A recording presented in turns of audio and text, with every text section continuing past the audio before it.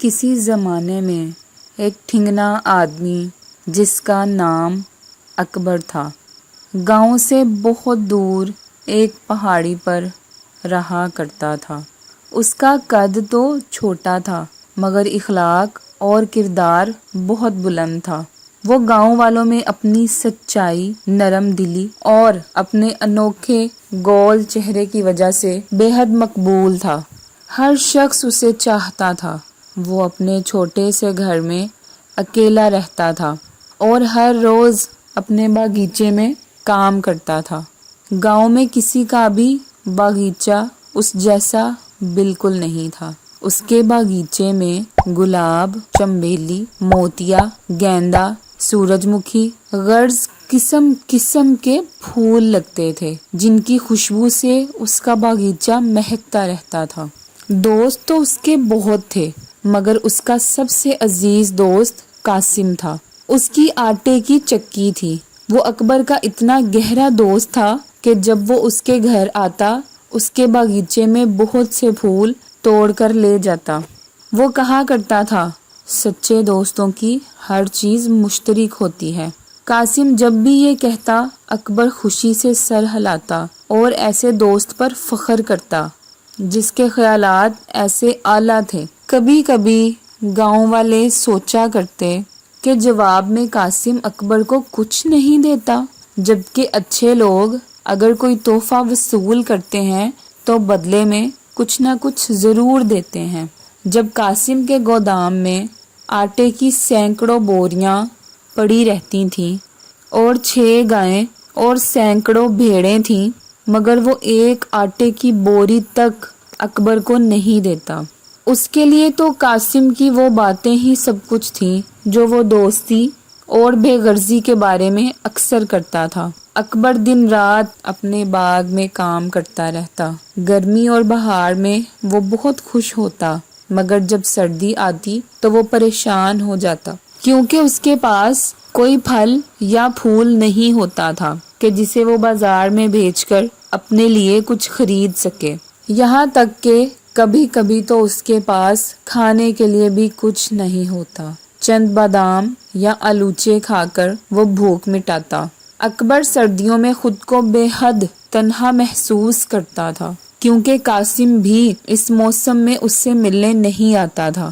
جب کوئی قاسم سے کہتا کہ اکبر سے مل آؤ، وہ بہت بیمار ہے، تو وہ ناراض ہو کر کہتا، اس برف باری کے موسم میں اس سے ملنے کیسے جاؤں؟ میرے خیال میں انسان مصیبت میں ہو تو تنہا اس کا مقابلہ کرے، اسے اکیلا چھوڑ دینا چاہیے، یہی بہترین دوستی ہے۔ میں انتظار کروں گا اور جب بہار آئے گی تو ایک ٹوکری لے کر اکبر سے ملنے جاؤں گا اور اس کے خوبصورت باغ میں سے پھل اور پھول لے کر آؤں گا۔ اس بار جب بہار نے اپنی آمد کی خبر دی اور پھول کھلنے لگے، کلیاں چٹکنے لگیں تو قاسم نے بڑی سی ٹوکری اٹھائی اور اکبر سے ملنے روانہ ہوا۔ اکبر کو دور ہی سے دیکھ کر قاسم نے آواز لگائی، کیا حال ہے پیارے دوست؟ سچی بات تو یہ ہے کہ سردی بہت مشکل سے گزری مگر اب جب پھول کھل چکے ہیں تو بہت خوش ہوں۔ میں تم سے سردی میں ملنے ضرور آتا مگر میں نے یہ مناسب نہ سمجھا۔ کیوں نہ سمجھا؟ تم اس بات کو نہیں سمجھ سکو گے۔ خیر چھوڑو، تمہارے یہ پھول کتنے خوبصورت لگ رہے ہیں۔ ہاں یہ بہت خوبصورت ہیں اور میں انہیں بازار میں بیچ کر اتنے پیسے تو کما ہی لوں گا کہ اپنی پہیوں والی ہاتھ گاڑی دوبارہ خرید سکوں۔ قاسم نے کہا، میں تمہیں اپنی ہاتھ گاڑی دے دوں گا، اسے کچھ زیادہ مرمت کی ضرورت بھی نہیں۔ ہاں یہ بات ضرور ہے کہ وہ ایک طرف سے ذرا سی ٹوٹ گئی ہے لیکن میں دوستی کی خاطر اپنی ہاتھ گاڑی تمہیں دے دوں گا۔ اکبر نے جواب دیا، اوہ یہ تمہاری مہربانی ہے۔ اس کا چہرہ خوشی سے چمک اٹھا۔ میں اس کی آسانی سے مرمت کر لوں گا کیونکہ میرے پاس پیڑ کا ایک تنا بھی موجود ہے۔ قاسم بولا، ویسے تو میں تمہارے پاس ایسے ہی آیا تھا مگر اب سوچتا ہوں کہ کچھ پھل اور پھول ساتھ لیتا چلوں، اور ہاں کل صبح تنا لے کر آ جانا اور میری چھت بنانے میں مدد کر دینا۔ آخر دوست ہی تو دوست کے کام آتے ہیں نا۔ اکبر صبح صبح ہی پیڑ کا تنا لے کر قاسم کے گودام پہنچ گیا اور صبح سے شام تک اس کی چھت مرمت کرتا رہا۔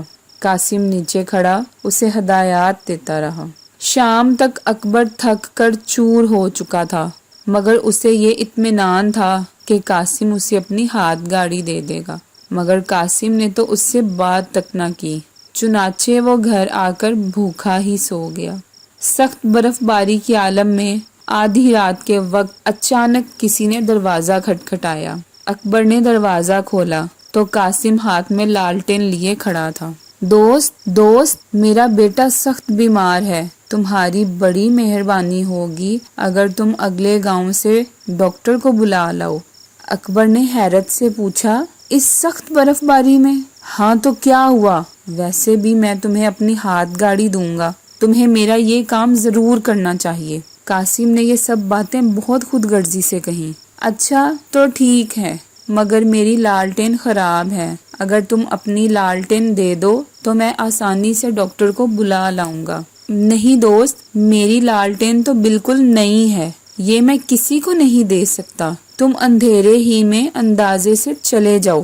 قاسم نے پھر مکاری سے کہا کہ یہ کون سی بڑی بات ہے؟ اکبر ناچار تھکا ہارا ڈاکٹر کو بلانے چل پڑا۔ اندھیرا تو تھا ہی، وہ غریب ایک گہری کھائی میں جا گرا اور قاسم گھر بیٹھا اس کا انتظار کرتا رہا۔ صبح پتا چلا کہ اکبر کھائی میں گر کر مر گیا ہے، مگر قاسم نے کوئی پرواہ نہ کی۔ اللہ کا کرنا یہ ہوا کہ اسی رات قاسم کی چکی اور گودام پر بجلی گری، اس کا سب کچھ جل کر تباہ و برباد ہو گیا، اس کے بیوی بچے بھی مر گئے۔ اب وہ دنیا میں اکیلا تھا، نہ مال نہ دولت، اس کے پاس کچھ نہیں تھا، نہ کوئی دوست اور نہ کوئی رشتہ دار۔ قاسم اس صدمے کو برداشت نہ کر سکا اور پاگل ہو گیا۔ کافی عرصے تک وہ گاؤں کی گلیوں میں اکبر کو آوازیں دیتا نظر آتا۔ وہ اس کی تلاش میں تھا، اکبر جیسے سچے دوست کی تلاش میں۔